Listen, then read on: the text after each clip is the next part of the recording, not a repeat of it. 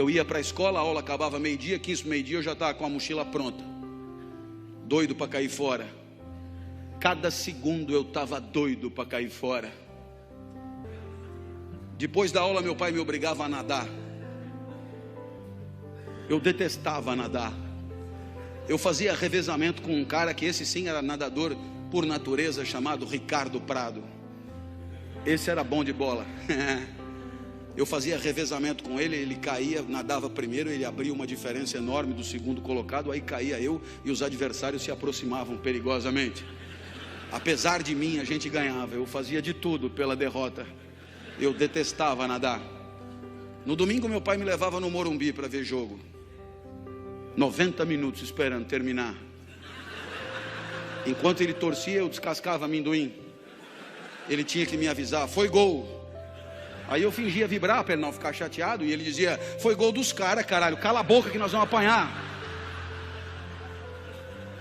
Meu pai também me levava em escola de arte. É tão legal arte, não é? Para artistas. Tinha aula de argila. É insuportável a aula de argila, você sabe disso. Eu sempre fazia um cinzeiro.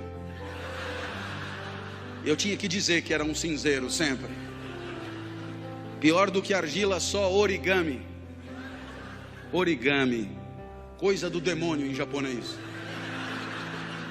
Uma folha de papel, 360 dobras na ordem certa para você chegar num fascinante passarinho que você chucha no rabo e ele abana as asas. Errou uma dobra, fudeu o passarinho. Nunca o meu passarinho abanaria as asas quando chuchado no rabo. Com uma semana a mulher já chamou o meu pai e disse: com seu filho aqui temos 3 tipos de aluno. Primeiro tipo, super talentosos, serão grandes artistas. O segundo tipo, não tem tanto talento, mas estão aí se divertindo. E o terceiro tipo é o seu filho. Ele não é daqui, ele é Ulisses na ilha de Calipso. Ele está fora de lugar. Mas aí aos 13 anos a vida mudou. O professor de geografia entrou no primeiro dia de aula.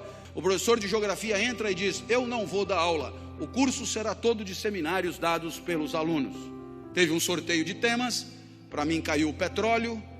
Assunto sem graça, mas eu já estava acostumado. A vida era sempre assim, sem graça. Fui para casa estudar. Na época me chamavam de CDF. Hoje me chamariam de nerd. Eu tirava 10 em tudo, mas não vibrava com nada. No meio do semestre chegou a minha vez. Subi num palquinho da classe. Olhei para a classe e estava apinhado de gente. Imagina um lugar apinhado de gente. Colegas de outras classes vieram assistir. Os professores deixaram que viessem e vieram junto. Eu tinha fama de doido, isso ajudava a atrair as pessoas. Eu era muito esquisito quando eu era criança. Eu sei o que você pensou, mas eu era muito mais esquisito quando eu era criança. Eu sei que pela primeira vez, quando eu olhei todo mundo ali, eu me senti bem. Foi legal estar onde eu estava. Pela primeira vez eu me senti Ulisses em Ítaca. Pela primeira vez eu estava no lugar certo. Aristóteles do lado comemorava. Pela primeira vez aquele lugar era adequado para mim, como a várzea é adequada para o arroz e o deserto ao cactus. Pela primeira vez daquele lugar eu não queria ter saído nunca. Para ter certeza que ia demorar o máximo de tempo possível, eu não começava. E olhava para todos em silêncio, os colegas se cutucavam. Esse cara é mais doido do que eu imaginava. O professor me ameaçou: comece, eu vou lhe dar 0. Eu tive que começar, cheio de entusiasmo. Falei tudo o que eu sabia sobre o petróleo. Mas eu falei rápido demais. Quando eu acabei, faltavam 50 minutos ainda. Um colega disse: professor, deixa ele continuar falando, é tão legal o jeito que ele fala. E o professor disse: ele que fale, a aula é dele. Nossa, que dilema. Que dilema. Eu não queria sair dali, mas não sabia mais porra nenhuma para falar. Então eu decidi inventar sobre o petróleo. Quando eu decidi inventar, eu lembrei do meu pai.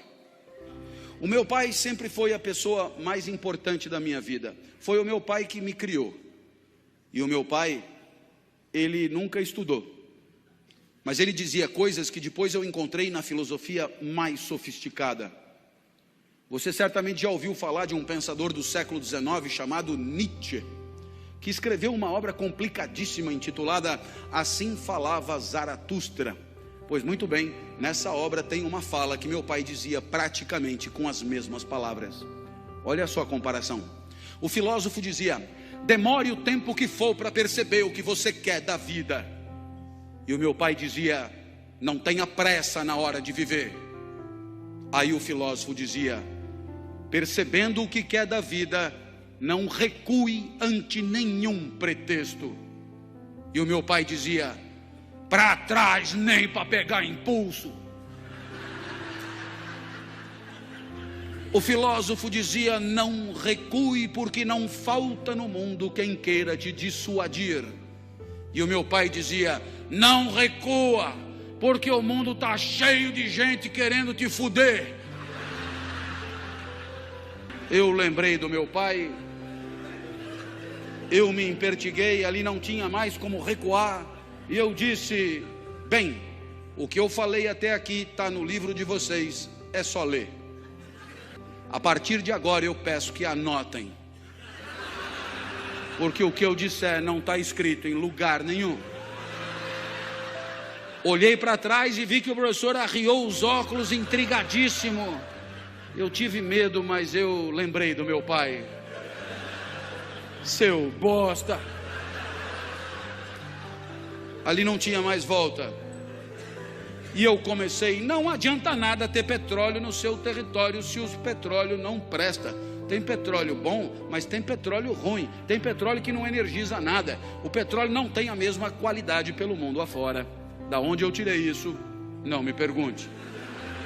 Então eu me levantei mais e disse: todo mundo sabe que o melhor petróleo do mundo é o petróleo da Romênia. Começaram a anotar. Eu achei fascinante que anotassem. Então eu expliquei: do norte da Romênia, claro, região da Sildávia. A Sildávia não existe. Eu tirei das aventuras de Tintim. Eu olhei para trás e vi que o professor balançava incrédulo. Ele não devia entender nada daquilo. Eu não sei nem onde fica a Sildávia. Esse cara não pode estar zoando com a minha cara. Eu vi que era hora de quebrar ele no meio, aproveitar a fragilidade dele. Perguntei: o senhor sabia disso? Ele olhou apavorado e disse: não sabia. Eu falei: então anota para aprender alguma coisa. Eu continuei falando o que me vinha na cabeça, porque eu não precisava lembrar de mais nada. Falei de petróleo na ilha do Bananal, em Fernando de Noronha, em Madagascar. Um colega disse: dá para repetir? Eu falei: eu mandei você anotar, cara. Não lembrava de mais porra nenhuma que eu tinha dito. Terminou o seminário, vieram os aplausos frenéticos. E um outro colega falou: professor, deixa ele dar todos os seminários. O professor falou: mas ele só estudou sobre o petróleo. Eu falei: quem falou? Saí dali eufórico. Fui encontrar o Fusca branco do meu pai. E o meu pai nunca tinha me visto correr, nem andar. Eu me arrastava, na verdade. Ele achou até que fosse assalto. Eu entrei no carro, comecei a contar o que tinha acontecido. E o meu pai, que nunca estudou nada, tinha entendido tudo. Aristóteles no banco de trás do Fusca comemorando. Eu tinha encontrado Ítaca. Ali eu tinha achado o meu lugar. Ítaca para mim é a sala de aula. É ali onde a vida feliz é possível. É ali onde a excelência eu venho buscando nos últimos 30 anos. É ali onde a felicidade atravessou a minha vida. Dali nunca mais saí. Os gregos comemoram mais uma vida bem-sucedida. Aquela pequena goiabeira que virou uma grande goiabeira. Aquela pequena planta que não encruou, mas vingou. Essa é a reflexão primeira da história do pensamento. A reflexão de que tem um lugar para você, porque você tem uma natureza que é só sua, que você descobrindo qual é a tua praia, a busca da excelência é a própria felicidade. A felicidade é ir o mais longe possível. ser o mais perfeito possível e devolver para o mundo, em forma de performance, aquilo que o mundo te deu, em forma de potencialidade, em forma de talento. Se gostou do nosso vídeo, deixe o like, inscreva-se em nosso canal e ative o sininho de notificação para não perder nenhum vídeo.